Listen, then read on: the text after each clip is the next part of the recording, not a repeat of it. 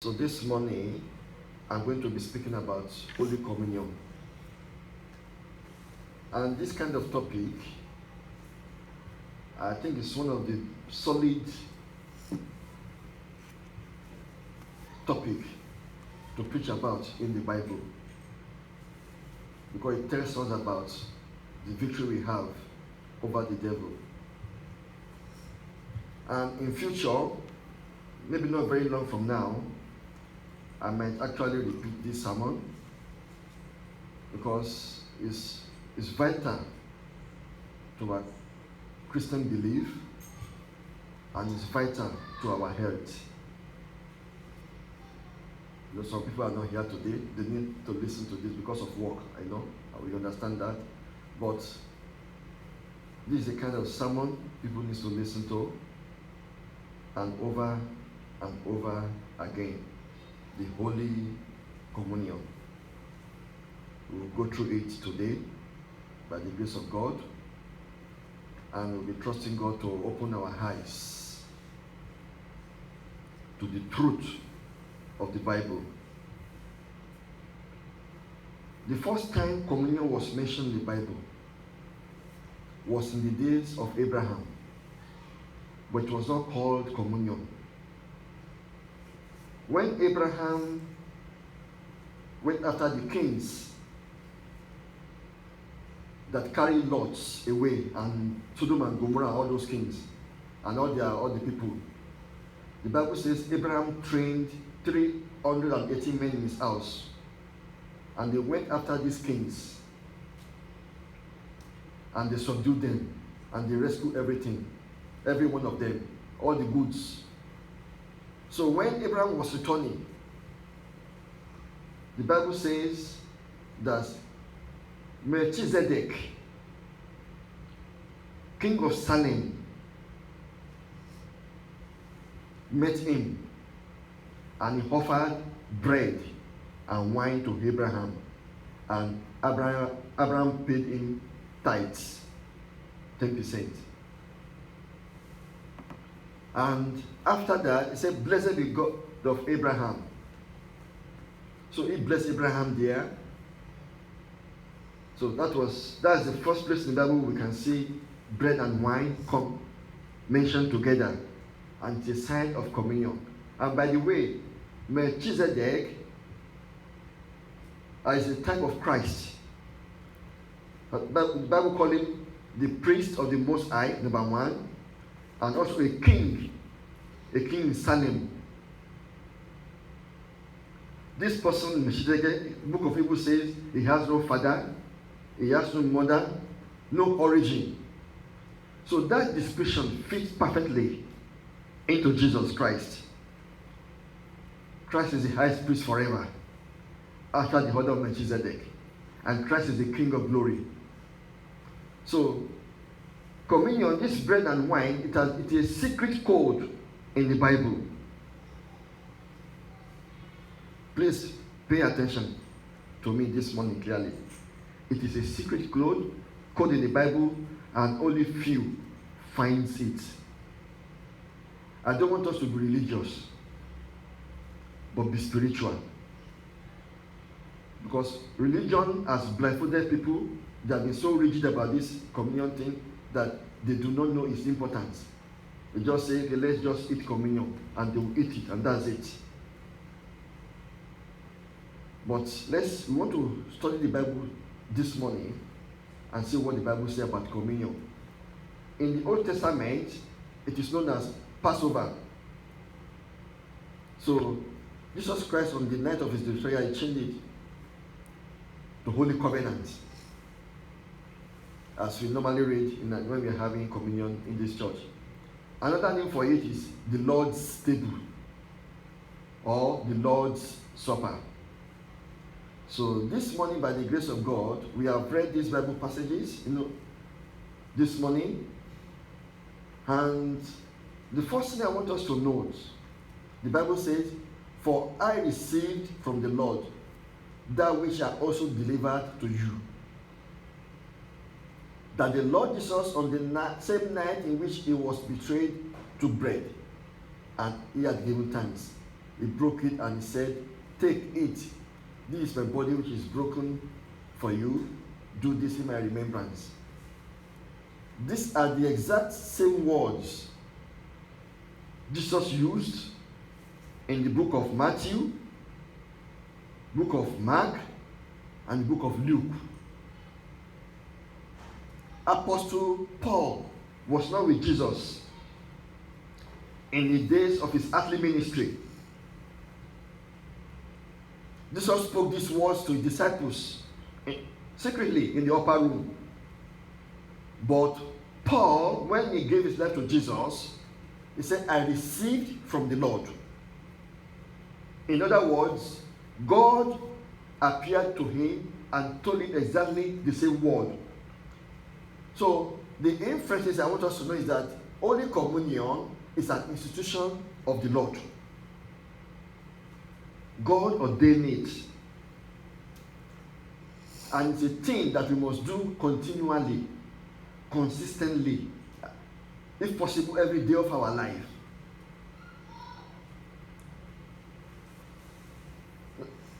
In the book of Exodus, like I told us, communion, Holy Communion in the New Testament, or under New Covenant, is a type of the Passover in the Old Testament.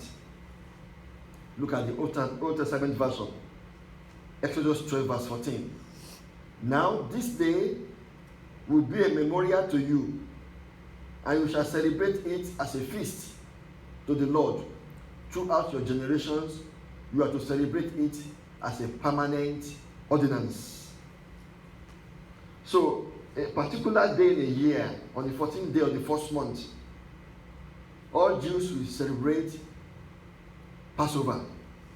This was the deliverance God gave them from the land of Egypt. When they killed the lamb, they slaughter it. The Bible says they have to roast the lamb. Let me show you. They have to roast.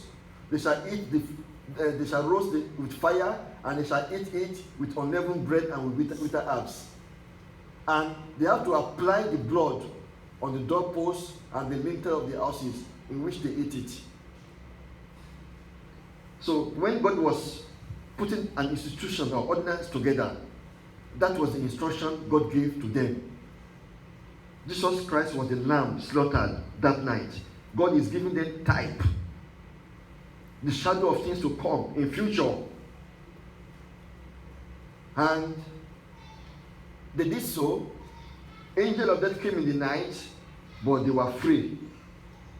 None of them died, but in the house of Egyptians, all their houses, from Pharaoh to the least Egyptian, all the firstborn of human beings and the firstborn of animals died. And that night, Pharaoh called Moses out of this country quickly, out, and they left. You see what the Bible says here? The Bible says, now you shall eat it in this manner, with your loins girded, your sandals on your feet, and your staff in your hand, and you shall eat it in haste. It is the Lord's Passover. So get ready. Something is going to happen tonight. So wear your shazia, your boots on, your sandals on, your belt. Gather your belt and on the move, because something is going to happen tonight. And like God said to Moses, it happened. All the Egyptians' firstborn died, and they freed the people of Israel. So that's the deliverance they have over from the hand of Egypt. So today we have received deliverance as well from our enemy, the devil. This is a type of what happened in the New Testament, which Christ did for us. Number 2, Holy Communion brings to our remembrance the finished work of Christ. Christ said twice, please note that verse. Jesus mentioned it twice. He said, when he had given thanks, he broke it and said, take it, this is my body which is broken for you. Do this in remembrance of me. The same way, or the same manner, he also took the cup after supper, saying, this cup is the new covenant in my blood. This do as often as you drink it in remembrance of me. Why did Jesus Christ say, do this in my remembrance? Within just two verses, he mentioned the same word twice. Do this in remembrance of me. Because there is tendency for human beings to forget. I will show you the Bible passage now. Look at this Bible passage. The Bible says, but this man, after he had offered one sacrifice for sins forever, sat down at the right hand of God in heavenly places. Christ Jesus, when he had offered it once, something you are not doing repeatedly, you are likely to forget. In the Judaism, they have to offer sacrifice in the morning around 9 or around 3 p.m. in the evening sacrifice, to appease God for their sins or for the atonement of their sins. That was a practice in those days. So if they don't have to do this thing again, it's most likely that it will be forgotten. So Christ said, do this thing continually, in remembrance of me. That's number one reason. Number two reason, there is likelihood that the message will be distorted. That Christ came, he lived, and he died for our sins, he rose again, and he went to heaven and is coming back again. So he said that because most likely message will be distorted. And this actually happened. The last disciple to die was John. And John died at an old age, probably around 90 something. So all other disciples have been killed. But they got to a time in his old, maybe after 40 years, after Jesus Christ's death and resurrection, he was hearing teachings that Christ came, but he did not come like a human being. Jesus came in form of spirit. He did not come in the flesh, like he wasn't born like a human being, we can see. So that is why we have the book of 1 John. Say, we have fellowship with him, we saw him, we died in him. That was the most reason, the reason John wrote that book, 1 John, to the Christians, that don't believe these ghostly people, that Jesus Christ did not come like human being. He came only in the spirit. So it's very important. So that Christ came and died for us, and he said, do this in remembrance of me, so that the message will not be distorted. Number three reason, so that when we partake of this thing, we are going to remember the sign. Let me give you an example. In the days of Noah, when God destroyed this world with water, then God gave Noah a covenant. He made a covenant with him that I will no longer destroy this world with water. And he said, when you see these signs in the cloud, rainbow signs, that's a sign that I will no longer destroy this world with water. Tsunami can arise. There could be tsunami. There can be flooding. But for believers, once you see the sign in the sky, you will know that we cannot perish. Because that is the agreement we have with God. God made a covenant with human beings that he will no longer destroy this world with water again. So when we are doing communion, it's a sign unto us about the victory we have in the Lord Jesus Christ.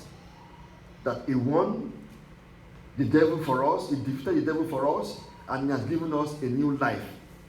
So that's the reason why he said, do this in remembrance of me. One day, a teacher did one research, it says research, and it's about a message being distorted. He lined up his students, about 30 students in his class. So he went to the last one, he spoke something to his ear, and he said, speak that word to the first person in front of you. So intermittently, they were all saying what they had. So the teacher went to the first student on the line. So he said, what did you hear? When he got to the first person, the teacher was hearing something else. So the message the teacher said to the last person on the line was not what he had at the first row. So the message has been distorted. That's what happens. When things are not written down, when you don't do things the way it should be done, it is possible that message will be distorted. So Christ told us to do this constantly in his remembrance. That is the victory we have over the devil. And you know, the finished work of Christ on the cross has three components. Number one, propitiation for our sins. Number two, our redemption. Number three, reconciliation with God. Propitiation for our sins. 1 John chapter 1, chapter 2, verses 1 and 2. John wrote to the church then that we have a right to you, children, so that you may not sin. But even if you do sin, we have an advocate with the Father, Jesus, the Son of God. And he said, he is the propitiation for our sins, not only for our sins, but for the sins of the whole world. The propitiation means atonement. So the finished work there means atonement has been done, and it's just once and for all. It's not going to be repeated again. Propitiation for our sins. Number two, redemption. That in him we have redemption through his blood, the forgiveness of sin according to his riches in glory. That is Ephesians chapter 1, verse 7. And the Bible says in Galatians 3:13 that you have been redeemed from the curse of the law. Then number three, about reconciliation, the Bible says God is in Christ, reconciling the world unto himself. Not imputing their trespasses against them. And he has given us the ministry of reconciliation. So we have been reconciled with God. Initially we were enemies of God. But because of the singularly act of Jesus Christ on the cross, we have been reconciled to God, and he has given us the ministry of reconciliation. So these are the Bible passage, but I just want us to know one thing, the one I put in yellow. This is a memorial to you. He had offered one sacrifice for sins forever. When he had by himself purged our sins, Christ took our sins away, sat down at the right hand of the Majesty on high. When he sat down means it's complete. Nothing has to be done again. He sat down at the right hand of the Majesty because every work is finished. That is the finished work of our Lord and Savior Jesus Christ on the cross. It's not going to be repeated again. Number three, you proclaim the Lord's death as you partake Holy Communion. Christ said, as often as you eat this bread and drink this cup, you proclaim the Lord's death till he comes. Excuse me, the word often, what does it mean? The word also means constantly, always, continually. You do it all the time. As often as you eat this bread and drink this cup, you proclaim the Lord's death till he comes. So it's a continual thing. It's a consistent thing. It's a thing that we do every day, every moment, every time. It's not, some people, they are fond of saying, we want to have communion. According to our church policy, we only have communion once in 3 months. Some people say we have communion probably once in 6 months. They simply don't know what they are doing. That is why such members of that church, they die and they have no solution to it. So many churches, they say people are dying, they're being demonic afflicted, and they don't have solution. Because one of the things, the secret of the Bible is, they don't understand this. Communion. For as often, it's regularly, it's continually, it has to be done all the time. You eat this bread, you drink this cup, you proclaim the Lord's death till he comes. So how do you proclaim the Lord's death till he comes? In the Bible talks about Samuel. When the Philistines gathered against the Jews, they gathered against them, and it was as if they were to be defeated by the enemy. The Bible says Samuel took a lamb and he made a sacrifice of the lamb. And when he made the sacrifice of the lamb, the Bible says God thundered from heaven. They had a loud bang of thunder. And the Bible says the Philistines were discomfited before the Israelites. And the Israelites pursued them and defeated them. So when you partake of communion, when you eat communion, you speak of the liberty you have in Christ. You speak of the deliverance. You speak of the victories. That is how to proclaim the Lord's death till he comes. You are telling the devil that Jesus Christ has been beaten. Are you listening to me? Christ has been beaten. You don't have to be beaten again. He has suffered for your sake so that you will be in heaven. Let me explain to you clearly. In the days of the Roman Empire, they were the world rulers in those days. No, they have certain laws. If you caught a criminal and they took him to the law court, and they have different kinds of laws. According to our laws, you have offended, so you are going to be put in prison. That is one kind of law. So the judgment is prison.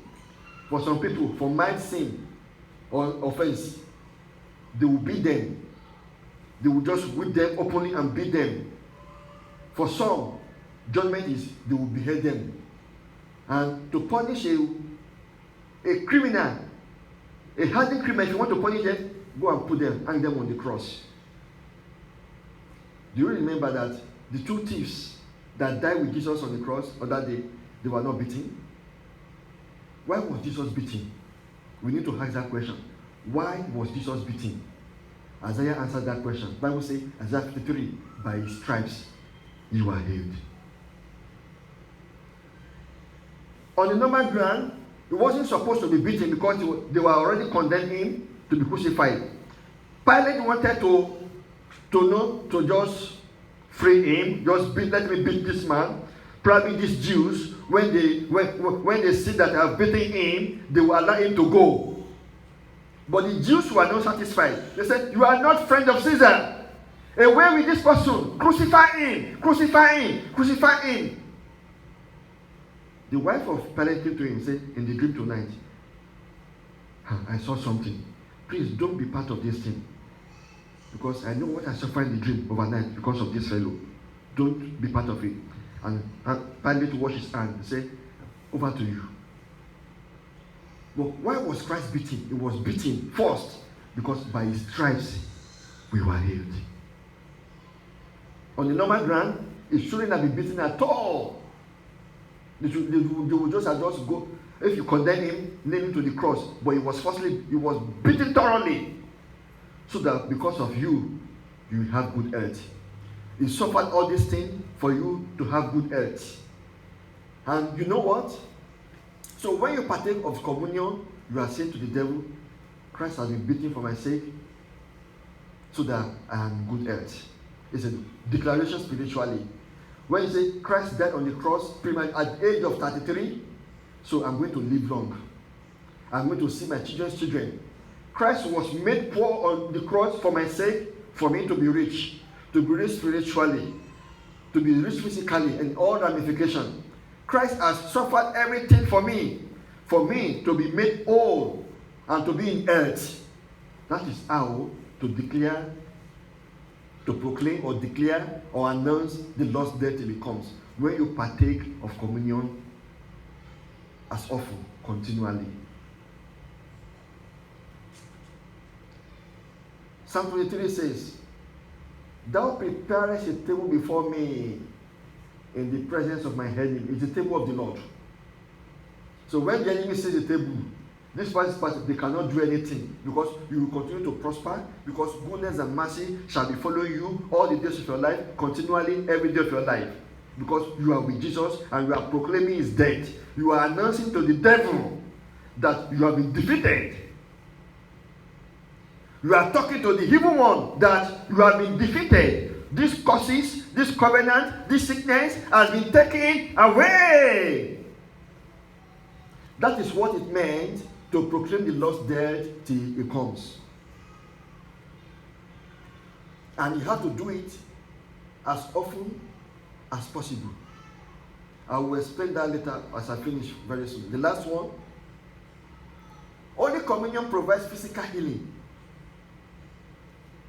See, he also brought them out with silver and gold, and there was none feeble among his tribes. Psalm 105. You know what happened? On that night when they heard in the book of Exodus, when they ate that lamb, roasted lamb, with unleavened bread and with bitter herbs, all those have implications which I'm going to explain maybe further in future. The Bible says, both the old and the young, children, toddlers, infants, all of them, they were in good health. The Bible says there was none feeble among the tribes. Can you see that? There was none feeble, no weak person among them. On that night, as a result of what they have eaten, the Passover, the lamb, the herbs, and the unleavened bread, there was none feeble among them. And they began to march out like an army of the Lord. They went to the Egyptians, give me your silver, give me your gold, give me your this. So they destroyed, they wrecked the economy of Egypt, and they were marching out like champions. They were marching out like kings and priests of the Lord. They were so powerful, they were full of energy, vitality, and strength. That night, there was none feeble among his tribe. Even the old people, after they had eaten this thing, that lamb roasted and the unleavened bread and the herbs, they were so strong. It's a secret. That's why I said there is a code, there is a secret in having communion. And it is hidden from the eyes of so many people, because I was brought up in an Orthodox church, and I know what it meant to be in an Orthodox church. But thank God, because the church I went, and we are more lively, actually, more lively than some other churches. They said that people, you can't eat communion. And there are some rules we set for ourselves. They said, if you are not a pastor, you cannot conduct a communion. There was a time I was heading the church for more than 2 years in the English service of the church back at home. And when the pastor was away, and we have to go and ask another pastor to come and do communion. So many times no communion was being taken because we don't have pastor then. For about 2 years, we have to ask someone. These are laws we use to bind ourselves. Number two, they say people who are divorced or people who are having polygamous family, they cannot partake of communion. They say don't partake of it. And some people said, even children, go away, children, go, this communion is not for you, go away and leave this place. It's for adult. It's for adult only, not children. People don't know what they are doing. Christ will never send children away. There was a time they brought infants to Jesus that he might touch them and lay hands on them. The disciples said, they rebuked them, take these children away, take them away. This is adult thing, not children's. The Bible says Christ stopped them. No, don't do that. Let the children come unto me, for unto them be the kingdom of God. If you want to go to the kingdom of God, you have to be like these children. Jesus Christ will never send children away from his table. That is why I said initially that you have to be spiritual, not religious. Religion keeps people religious. If you are mixing law and faith together, you are not helping yourself. Law and grace, you are not helping yourself at all. Some people say you cannot eat communion. You need someone to come and do it for you. Excuse me. Don't listen to them. For your own sake. We are preaching from the Bible. Don't let anyone deceive you. Anyone can do communion. When I was in the seminary, Voice Seminary in front of Cotton here, I asked my lecturer, because one of the students said, I baptized someone. He was a student too. I baptized someone, and and I conduct communion, and I looked, because that time I was fresh from Africa. I was still, not 2 years in Australia then. And I look at my lecturer and I asked, excuse me, sir, is it okay for someone who is not a pastor to baptize or to conduct communion? The lecturer replied, there is no rule in the Bible, because it's just our own making. Our own rules and doctrines we have set up for ourselves. And luckily for me, the church I went, before we started this church, I conducted communion there many times. Because I was one of the worship leaders there. So when I was ready to worship, during the time of communion, I would conduct communion. But be spiritual. Be spiritual. Don't be religious.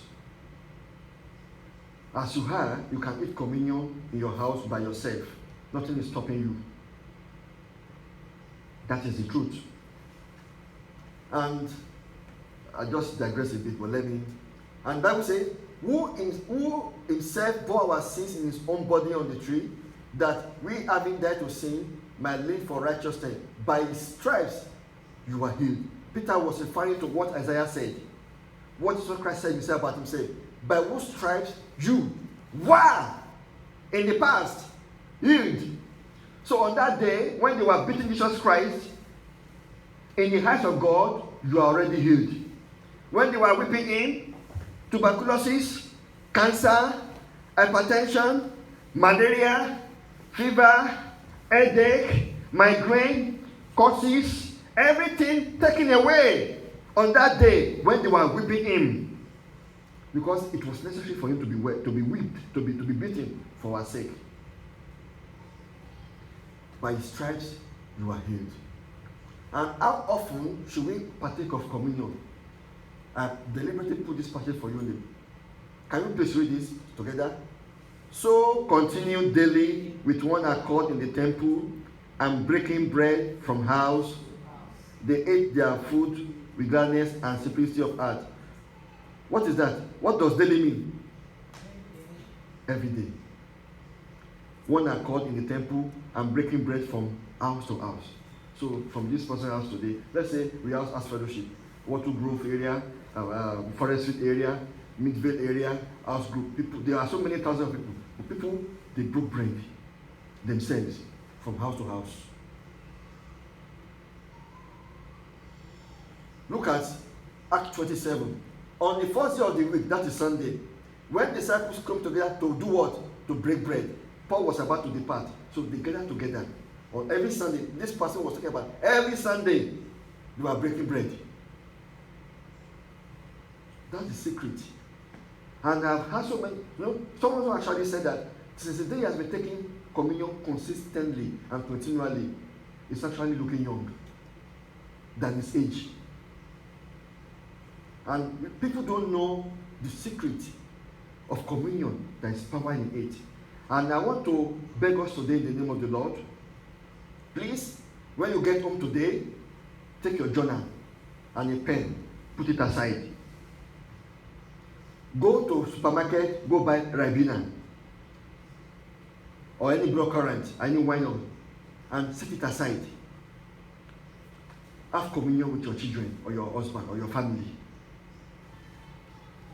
One accord in temple and breaking of bread from house to house. It is daily.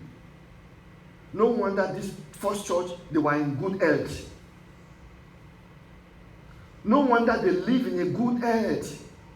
Because they were declared to the devil, Christ has been beaten for me, I cannot be sick.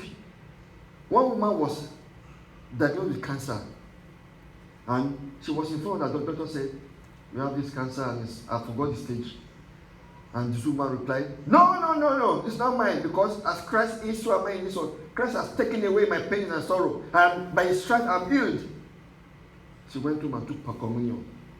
I think about a few weeks later, she went for the test again, and nothing. He said cancer disappeared. Secret, power in communion. Someone was paralyzed in bed. He can eat, but he couldn't use his hand and leg. So the church people, they went to him, they gave him communion because he was too bad. Nurses shouldn't see that, they would be annoyed. So when they gave him bread the first time they visited, so nothing happened. The second time they went there for the second week, they said there was bowel movement. That's good. The third week they went there, they gave the person communion, they said they moved his leg gradually, but he couldn't move, raise like this, but at last the toes moved. By the time they did about 5 times, he could talk, he could lift his leg, and by the time I think about in the space of, it was gradual. And I'm not sure about the month, so I don't want to say this month, but this person was perfectly healed. I'm not saying eat communion today, it is all gone, but do it continually. If Do it continually, do it today, do it tomorrow, or if you can't do it every day, do it 3 times a week, 4 times, 5 times a week. Pick a date with your family or your children. And how do we do communion? Why people get into trouble? Let me show you why people get into trouble. Please go to stage number 1. Number 1, quickly. The Bible passage. This passage. Next one is off. The Bible says something that those who eat and drink in an unworthy manner eat bread and drinks to himself, not discerning the Lord's body. You see? What does that mean in an unworthy manner? Unworthy manner means people don't differentiate between the bread and the wine. Because they don't understand. That is what it means. The Bible says that, look, that is the key word there, not discerning the Lord's body. Not discerning the Bible did not say blood. Not discerning the Lord's body. Discerning means to differentiate, to distinguish, to identify. They are not identifying, they are not distinguishing the Lord's body. His body was broken for us to be healed. By his stripes you are healed. That is why Christ said emphatically. He gave thanks and he said, take, eat. This is my body bruised for you. When they have eaten, then he took the cup also. And he said that clearly, that shed for the remission of sins of the world. So that is the meaning. So why do people fall sick in those days? Because church in Corinth, they were so worldly, they have division. The Bible actually says that. So people, they will go before others. They will eat and drink and drink and drink and drink and eat. They don't wait for others. Oh, so the Bible is saying here that we need to know how to differentiate the Lord's body. Separate the bread from the wine. That is critical. And you have to say it continually. The Lord's body was bruised for me to be healed. Let me just stop there, because other Bible verses that assist me I need to explain, but I'm going to repeat this sermon or explain further very soon when we have more people around, because it is about our health. It is about us being in good health. Anyone can do communion in your house. Do it in your house.